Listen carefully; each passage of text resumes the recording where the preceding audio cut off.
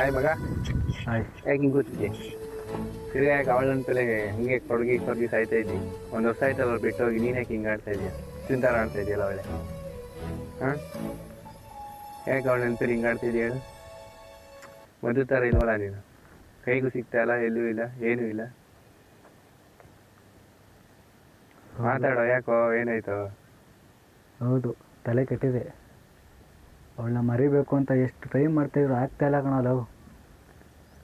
ಬಿಟ್ಬಿಡು, ಅವಳೇ ಬೇಡ ಅಂತ ಹೇಳೋಲ್ಲ, ಬಿಟ್ಬಿಡು. ಯಾಕೋ ನಿಂದೆ ಈ ಜೀವನನೇ ಕಣ ಹಾಳಾಗೋಗೋದು. ಚೆನ್ನಾಗಿರುತ್ತೆ ಹಾಳಾಗೋದು.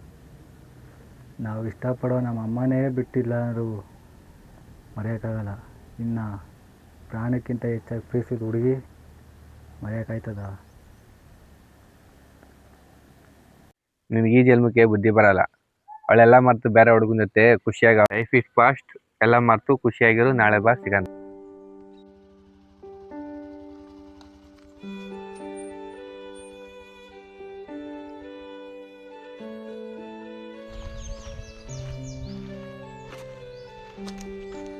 ಯಾಕೋ ಮಗ, ಇನ್ನು ಅವಳಿಗೊಂಗೆಲ್ಲ ಇದೆಯೇನೋ? ಮರೆಯೋಕ್ಕಾಗ್ತಾ ಇಲ್ಲ ಕಣ. ಯಾಕೋ ಏನಾಯ್ತು? ಅವ್ಳ ಮುದ್ದಾದ ಮುಖ, ಅವಳ ನಗು, ಅವ್ಳ ಖುಷಿ, ಅವ್ಳು ತೋಡ್ತಿದ್ದ ಕಾಳಜಿ, ಅವ್ಳ ತುಂಟಾಟ ಎಲ್ಲ ಜ್ಞಾಪನ ಆಗ್ತೈತೆ.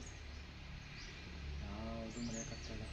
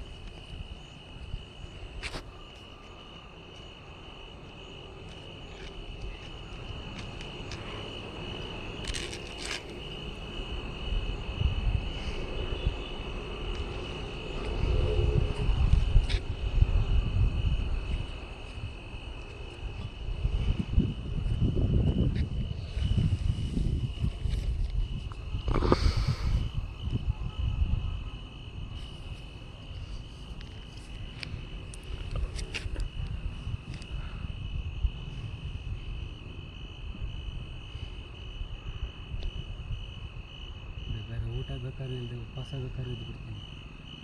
ಆದರೆ ನೀನು ನೆನ್ಕೊಂಡಿದ್ದೆ ಇರೋಕ್ಕೆ ಆಗ್ತಾಯಿಲ್ಲ ಕಣ.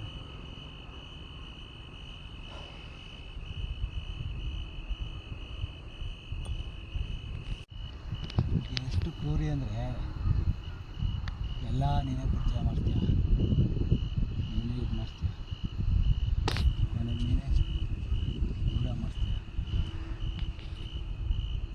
ನೀನೇನೋ ನನ್ನ ಕೈಗೆ ಸಿಕ್ಕಿದ್ರೆ ಅಲ್ಲೇ ಅಡ್ಡಾಡೋಕ್ಕಾದ್ರೆ ಸಾಕು.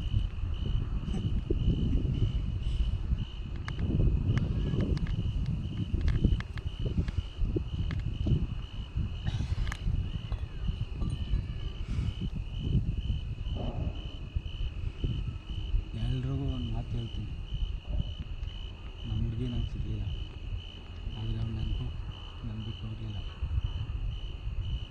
ಎಲ್ಲ ಹುಡುಗರಿಗೂ ಇದೇ ಪ್ರಾಬ್ಲಮ್.